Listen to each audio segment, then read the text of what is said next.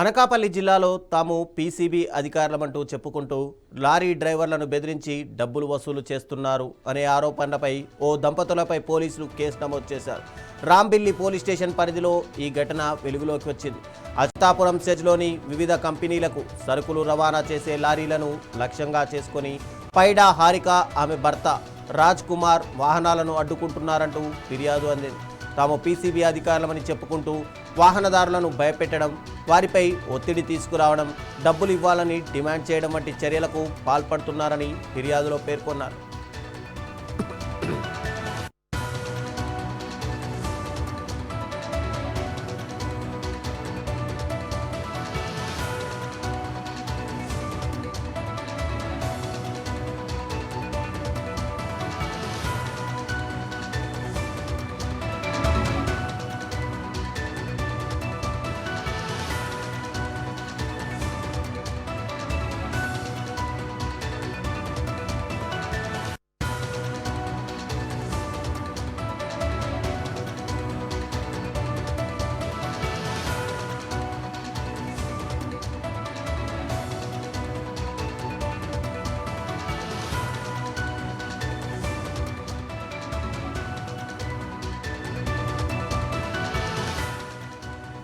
అంతేకాకుండా డబ్బులు ఇవ్వకపోతే ఇబ్బందులకు గురి చేస్తామంటూ బెదిరింపులకు పాల్పడుతున్నారని, బ్లాక్మెయిల్ చేస్తున్నారని ఫిర్యాదుదారు ఆరోపించారు.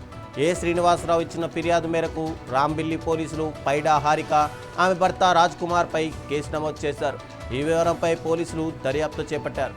ఆరోపణలకు సంబంధించిన పూర్తి వివరాలు, వాహనదారుల నుంచి డబ్బులు వసూలు చేసిన విధానం తదితర అంశాలపై పోలీసులు విచారణ కొనసాగిస్తున్నారు. అయితే తాము పీసీబీ అధికారులమంటూ చెప్పుకున్న అంశంపై కూడా పోలీసులు దర్యాప్తు చేస్తున్నారు.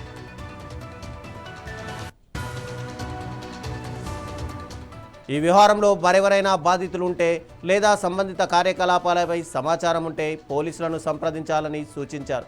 సమాచారం అందించే వారి వివరాలను గోప్యంగా ఉంచుతామని రాంబిల్లి పోలీసులు తెలిపారు.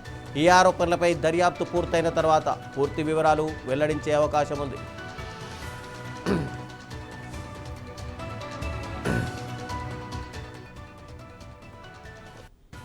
ఇక ఇదే అంశానికి సంబంధించి మరింత సమాచారం మా బ్యూరో చీఫ్ కృష్ణ అందిస్తారు. కృష్ణ, చెప్పండి, పూర్తిగా పీసీబీ అధికారులం అంటూ డబ్బులు వసూలు చేస్తున్నట్టుగా ఆరోపణలు వచ్చాయి. దీనిపైన అటు పోలీస్ అధికారులు ఏ సెక్షన్ల కింద కేసు నమోదు చేశారు, అసలు పూర్తిగా ఎప్పటి నుంచి వీళ్ళు వసూలు చేస్తున్నట్టుగా పోలీసుల విచారణలో తేలింది?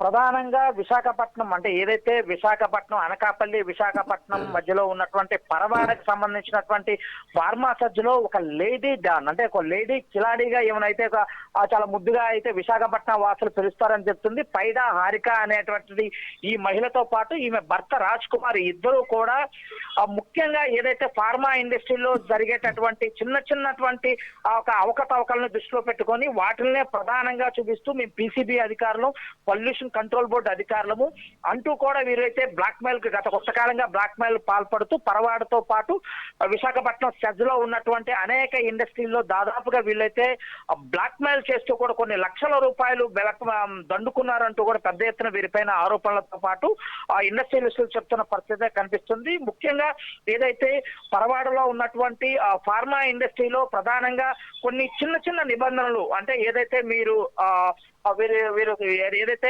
వ్యర్థాలు ఏదైతే ఇండస్ట్రీ నుంచి వచ్చే వ్యర్థాలు కానీ దానికి సంబంధించిన పొల్యూషన్ సంబంధించి ఈ యొక్క పైడా హారిక ప్లస్ రాజ్ కుమార్ అనే ఈ ఇద్దరు భార్యాభర్తలు కూడా వీరికి ఒక స్వచ్ఛంద సంస్థ పేరు అంటే పీపుల్ ట్రస్ట్ అనే ఒక స్వచ్ఛంద సంస్థను పెట్టుకొని ఈ స్వచ్ఛంద సంస్థతో వీరైతే మీ దాంట్లో ఏదైతే నిబంధనలకు విరుద్ధంగా ఉన్నారో మీరు మీ యొక్క సంబంధించిన వ్యర్థాలు ఎక్కడెక్కడ పారబోస్తున్నారో మాకు తెలుసు, నా దగ్గర అన్ని ఆధారాలు ఉన్నాయి, మీరు 4 గంటల్లో నాకు సమాధానం చెప్పాలి, లేకపోతే 5 గంటల్లో సమాధానం చెప్పకపోతే మీ మీద నేను నోటీసులు పంపిస్తానంటే పబ్లిక్ గా వీరి యొక్క లెటర్ ప్యాడ్ల మీద పెడుతూ ధైర్యంగా వీళ్ళని బ్లాక్ మెయిల్ చేస్తున్నటువంటి సంఘటన అయితే మనం చూసుకోవచ్చు. ఆ పంపించిన లెటర్ ప్యాడ్లు కూడా మన 9+ టీవీకి అందిన పరిస్థితి కూడా కనిపిస్తుంది. ఇప్పటికే రాంబిల్లి పోలీస్ స్టేషన్ లో అయితే ఈమె పైన కానీ ఈమె పైతో పాటు ఈమె భర్త పైన ఇద్దరి పైన కూడా చీటింగ్ కేసు, క్రిమినల్ కేసులతో పాటు పీసీబీ అధికారులు అంటూ ఏదైతే ఆ యొక్క వ్యర్థాలు తీసుకెళ్తున్న వాహనాలను మధ్యలో అడ్డగించి వారి దగ్గర నుంచి డబ్బులు గుంజిన పరిస్థితులు కూడా ఉన్నాయంటూ కూడా పోలీసులు ఇప్పటికే రాంబిల్లి పోలీసులు అయితే కేసు అయితే నమోదు చేయడం అయితే చూస్తా ఉన్నాం. ముఖ్యంగా ఏదైతే పరవాడలో ఉన్నటువంటి ఏదైతే చిన్న చిన్న కారణాలు, అంటే ప్రతి ఇండస్ట్రీలో కూడా ఏదో ఒక కారణాలు ఉంటే ఆ కారణాలన్నింటినీ కూడా ఈమె సేకరించడము, ఆ సేకరించిన వాటిపైన ఇండస్ట్రియలిస్టులకు వెళ్ళి బ్లాక్ మెయిల్ చేసి ఇప్పటికే దాదాపుగా 30 ఇండస్ట్రీలకి నోటీసులు పంపించింది. ఈమె ఒక పీబీ అంటే ఒక పొల్యూషన్ కంట్రోల్ బోర్డ్ అధికారి లాగా, లేకపోతే గ్రీన్ ట్రిబ్యునల్ కి సంబంధించిన ఒక అధికారి లాగా ఏమే నోటీసులు పంపించి మీ అంతు చూస్తానంటే కూడా బ్లాక్ మెయిల్ గురి చేయడంతో ఒక్కసారిగా ఇండస్ట్రియలిస్ట్ అంతా బెంబేలెత్తిన పరిస్థితి కనిపిస్తుంది.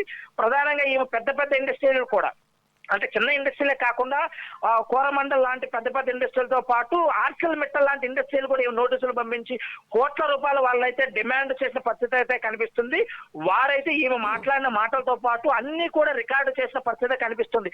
వీటన్ని తట్టుకోలేక ఈ రోజు ఏ శ్రీనివాసరావు అనే ఒక వ్యక్తి అయితే ఆ రాంబిల్లి పోలీస్ స్టేషన్ లోకి అయితే కంప్లైంట్ పెట్టారు. మరి ఎవరన్నా కూడా ఈ బాధితులుంటే రావాలి, వారి యొక్క వివరాలు మేము గోప్యంగా ఉంచుతామంటూ కూడా ఆ రాంబిల్లి స్టేషన్ ఇన్స్పెక్టర్ చెప్పిన పరిస్థితి అయితే కనిపిస్తుంది. Ravi, thank you Krishna.